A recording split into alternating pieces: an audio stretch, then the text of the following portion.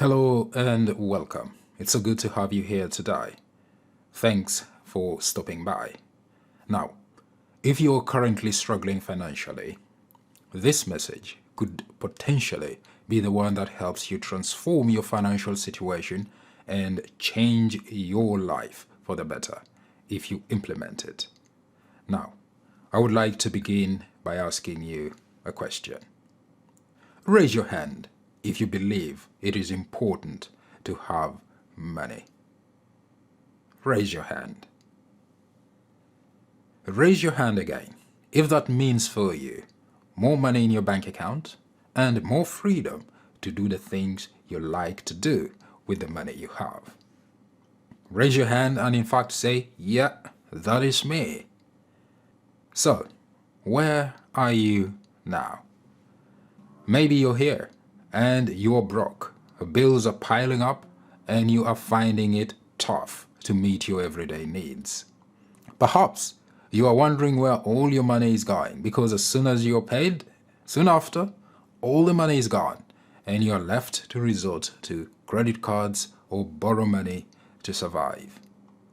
Potentially, you are trying all sorts of things and schemes to make money and make it fast. But things seem not to be working as you hoped them to, and you are finding it so frustrating. The question then is this: where would you like to be? How would you like your financial situation to be? Because imagine for a moment a life where you don't have to worry about money ever again in your life. A life where all your needs are met at every moment of time and point of space. A life where you truly count it a blessing to be alive because you are financially free and life is much, much better because of it. You eat at fancy restaurants, you fly first class or private, you go for exotic holidays, things are really great for you. Question is, how do you get there?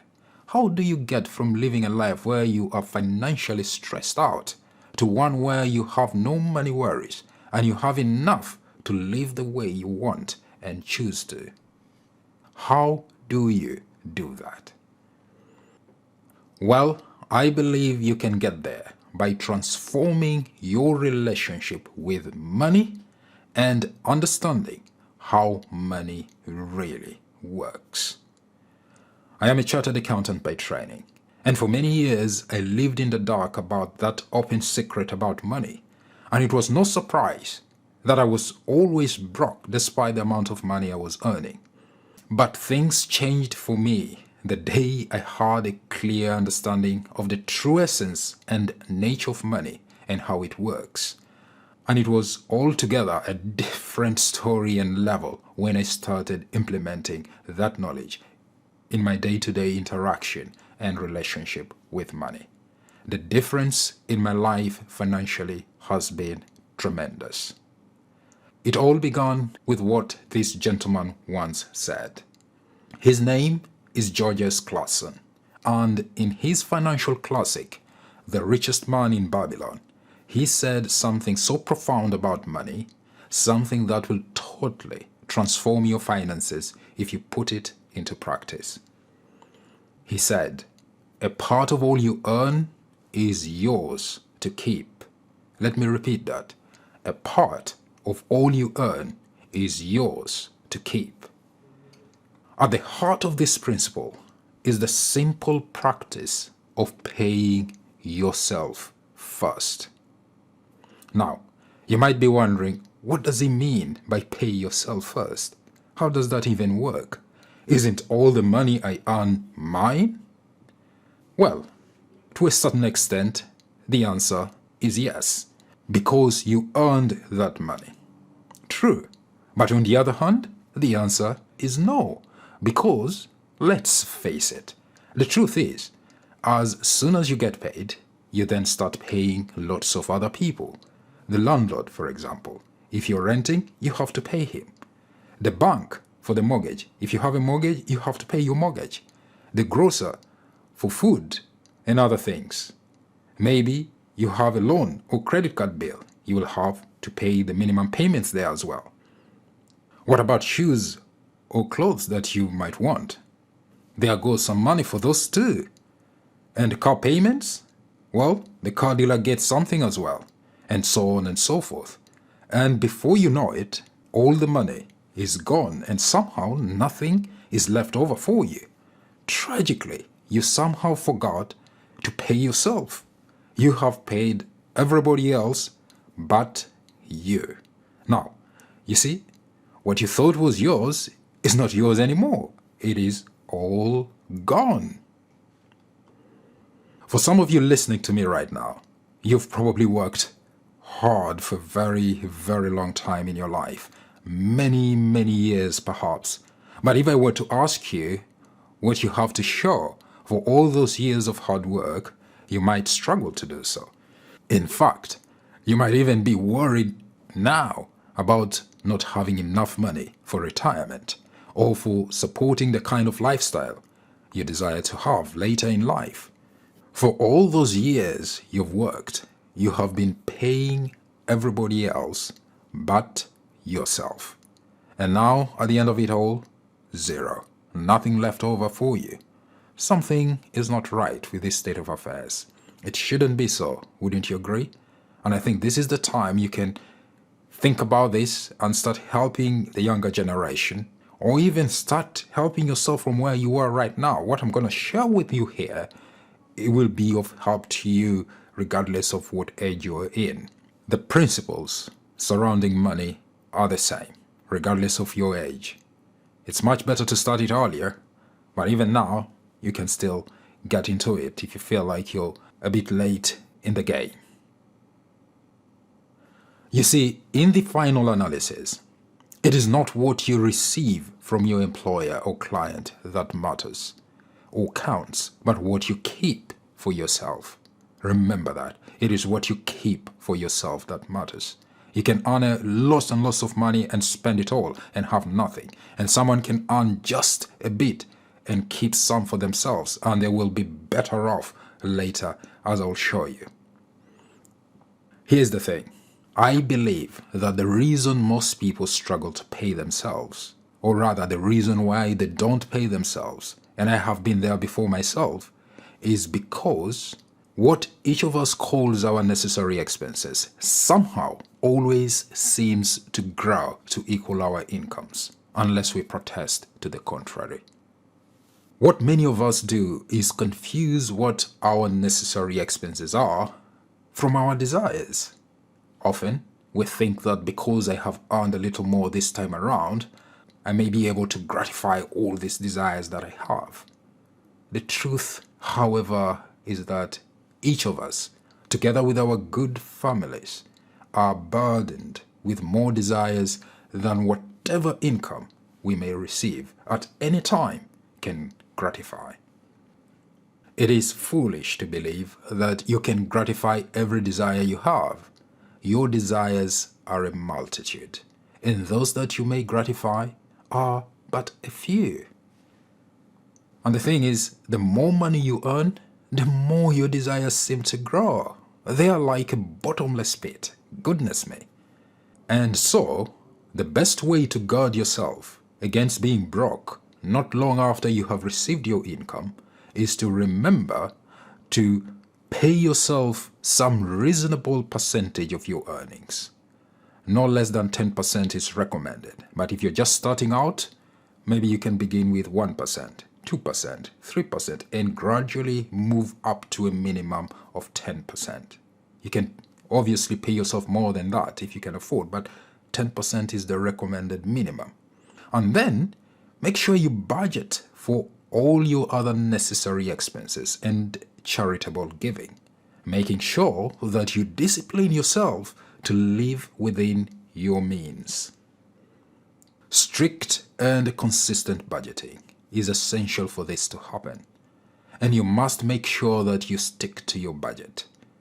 Don't be like some people who make a budget and totally ignore it. That would defeat the whole purpose of prudent money management. Make sure that you understand and know where each penny you let go is going to and for what purpose. Otherwise, hold on to every penny you earn. Write out a list of things you desire to do with the income you receive, then select those things that are necessary and others that are possible through the expenditure of no more than 90% of your income at the most. After that, gather the courage to cross out the rest of the things in the list and consider them but part of that vast sea of desires that must go unsatisfied for now, and regret them not. The purpose of a budget is to help you to be prudent in the way you use your income. You should use it to help you sort out your necessities and, in as far as attainable, your other desires.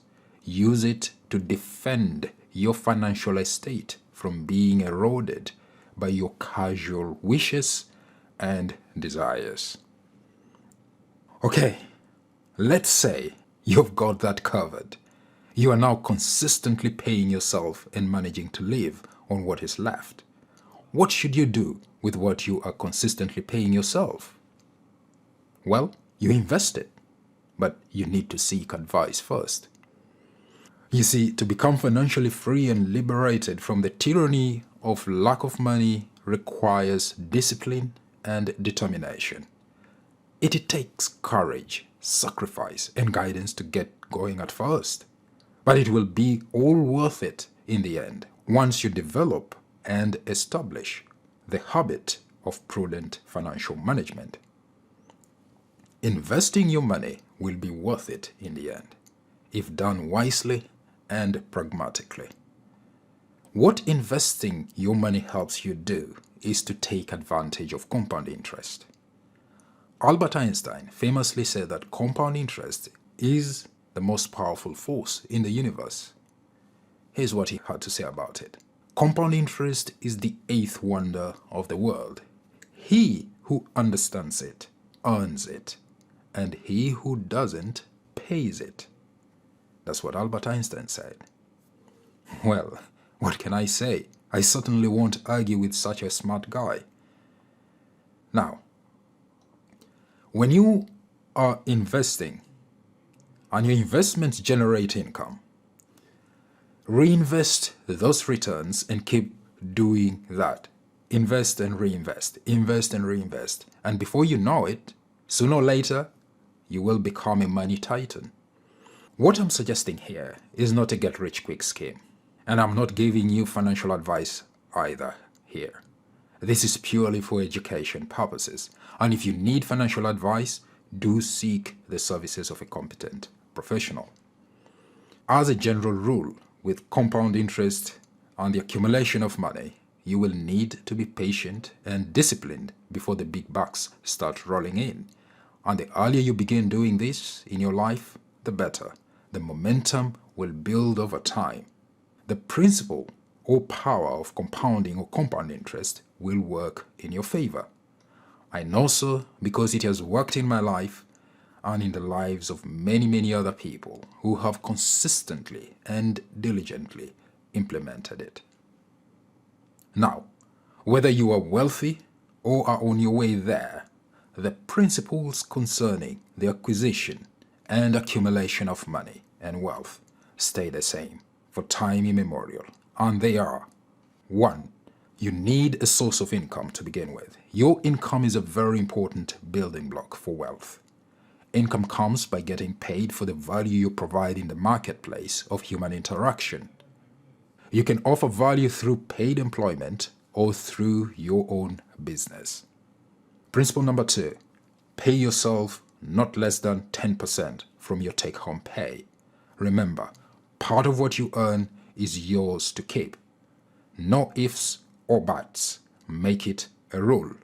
Pay yourself first, no less than 10% of your take-home pay. Principle number 3, invest the money you pay yourself by buying income-generating assets and investments. Number 4, reinvest the income or interest you receive from your assets and investments to create momentum in the building of your financial estate and take advantage of compound interest as you go along.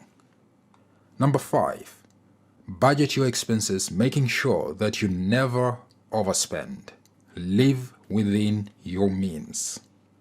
Number 6, increase your ability to earn. That is, improve your skills and business offering and have more interest in your work, and make sure you concentrate more on your tasks and stay resolute and persistent. Principle number 7, protect yourself and your financial estate through insurance. Speak to a financial advisor for advice and guidance in this area. Those are the 7 principles concerning the acquisition and accumulation of money and wealth and building a strong and great financial estate. Now, what I have been saying so far in this discourse has been more of what is commonly understood about money, the sort of obvious but less implemented stuff. And I commend it to you and recommend that you take it seriously. However, there is more to money than what we have talked about so far, and I will talk about that more part in the next episode. That more is what I call the foundation of financial abundance. All the rich and wealthy people in the world today know about it and use it every day. It has worked for time immemorial, and no one can truly be rich and wealthy without understanding and using it. I will talk to you about it in the next episode, so be sure to tune in for that next time.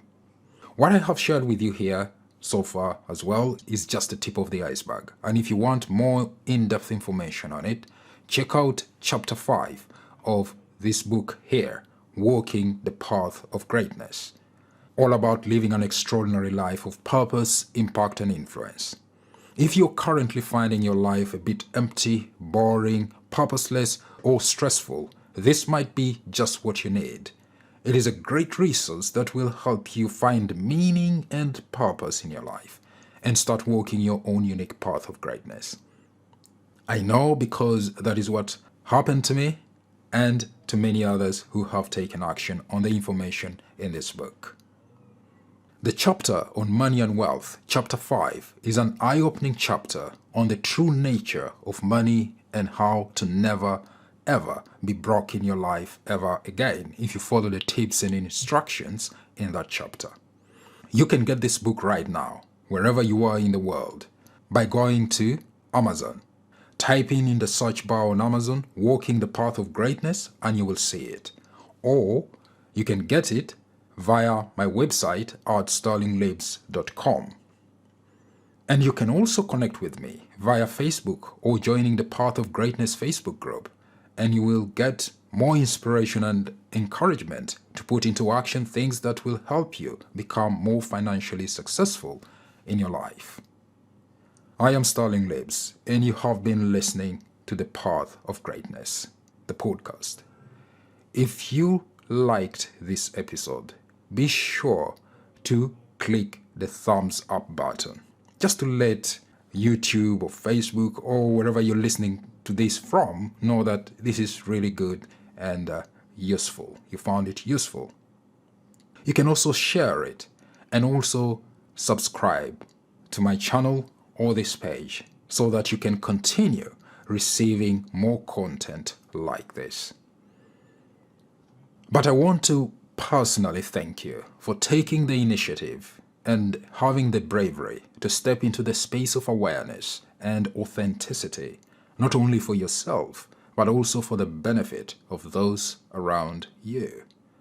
Till next time, be sure to take good care of yourself, and I look forward to hosting you again right here. Have a good day. Take care.